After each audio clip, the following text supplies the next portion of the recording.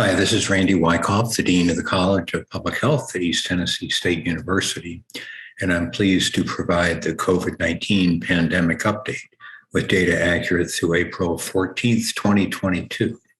As you will notice, this is the 100th weekly update that we've done. And so I thought I'd ask the question this week, how does the 100th weekly update compare to the first one? Before we get started, though, I do want to ask if these weekly updates have been helpful to you and you have the capacity, please consider supporting the College of Public Health. In the email that I've sent you with this video, there's a link that you can go to. If you can't afford it, that's fine. If you can, we'd really appreciate it. So how does the weekly update, this one, compare to the first one? Well, the very first one we did, the first weekly update was May 10th, 2020.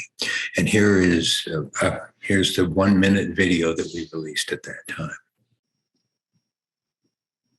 Hi, this is Randy Wykoff, the Dean of the College of Public Health at East Tennessee State University. And I want to talk a little bit about the current state of the pandemic on May 10th, 2020. As you know, this pandemic is basically everywhere in the world. About a month ago, I put this slide together. There had been 165,000 deaths in the world.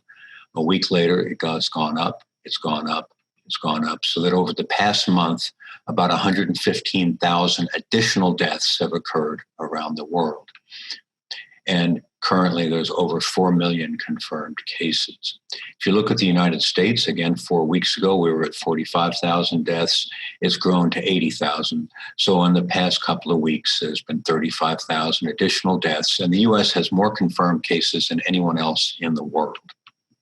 If you have any questions about the pandemic, let me know and I'll see if I can find an answer for you. Thank you very much. Now, this was not the first COVID video that we did. We did quite a few before that, but this was the first one that began the weekly cycle. And so globally at the time we were about here, we had this huge spike in deaths around the world. It appeared to be leveling off, perhaps even coming down, but we weren't sure what was going to happen next. By May 10th, 2020, there have been 281,000 deaths around the world. And you remember that totally disrupted us, right? Supply chain was disrupted, global trade was disrupted, and so on.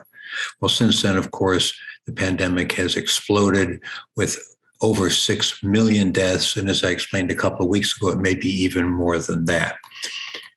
And unfortunately, if we look at the 3 most impacted countries in Europe, we can see a slight increase in the number of deaths. We're not sure what that's going to mean for us here in the United States.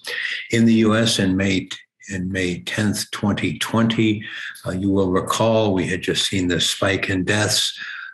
We basically shut down schools, we shut down businesses, we cut down trade, we closed our borders.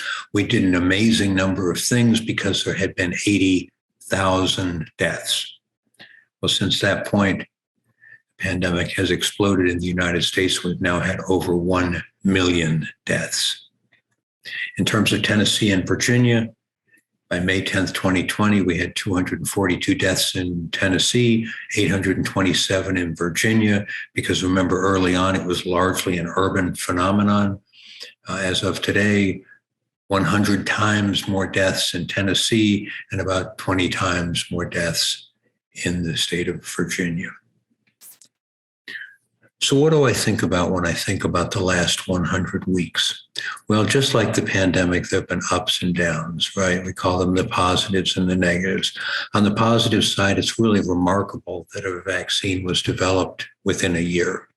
It really was. And we learned a lot about that vaccine. We learned that it protects against serious illness, but not necessarily infection. On the negative side, 1/3 of Americans remain unvaccinated, and in Tennessee, it's about 45%.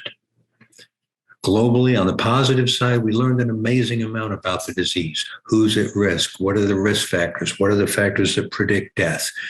How to treat the disease in the hospital setting. So, but against all of that amazing information, an equally amazing amount of false information is circulating. And, you know, if you think about it, generally in times of disaster, people come together. But during COVID, instead of bringing us together, It has been used to tear us apart. And I mean used in the sense that there are people, I think, who have purposely spread misinformation that has divided us. At the end of the day, when I think of the positives and the negatives of the first 100 weeks, overwhelmingly, the takeaway is a negative. Over 1 million of our fathers, mothers, sisters, brothers, neighbors, friends have died from this pandemic. In May of 2 years ago, I asked the question, what will the future hold? Well, I'll give the same answer today that I gave then, which is we don't know. Because at the time, we didn't know whether COVID was going to be like SARS from 2003 that basically burned itself out in 2 to 3 months, whether it was going to be like influenza that would have an annual return with viral mutation. We didn't know if it would be like measles, in which almost everyone who's vulnerable would get infected, or whether it might even be like the Spanish flu, which would have a mild spike and then a super lethal spike in the fall. Well, the only one of these we can definitively remove is SARS because it didn't burn itself out. Many people think it will be like the annual flu, but it doesn't quite have an annual pattern just yet. In terms of measles, I was going to eliminate this, and then I thought, well, now, if you think about the Omicron variant, a whole lot of people got infected. Not everybody, but certainly a lot. And then in terms of this hyperlethal return, it doesn't appear to be happening. But obviously, as long as it continues to circulate and mutate, we really don't know what the future is going to hold. So when I think about the future, I don't know what it's going to hold, but I do hope that all of us focus on the positives and not the negatives. Let's take this as an opportunity to learn more about the disease, how to respond to it, how to treat each other with dignity and respect, and how to come together and fight this thing together. So how does the 100th weekly update compare to the first one? Surprisingly, not that different. The numbers are a lot larger, but we continue to be at a time where we really don't know what the future is going to hold. I have grown a beard. I've gained a little bit of weight, but for the purpose of this video, I'm wearing the same shirt that I did 100 weeks ago. And again, if you have the capacity to support the college, please consider doing so. It means a great deal to us. It allows us to continue doing the kind of work that we need to do to bring us all together in the future. Well, I will continue to do the weekly updates. There's a lot of information on the website, including, if you go back far enough, the May 10th, 2020 video. If you're sharing this with anyone, please let us know. We'd be happy to add them to the mailing list. Thanks, as always, to Derry Young for editing, producing, and posting this video.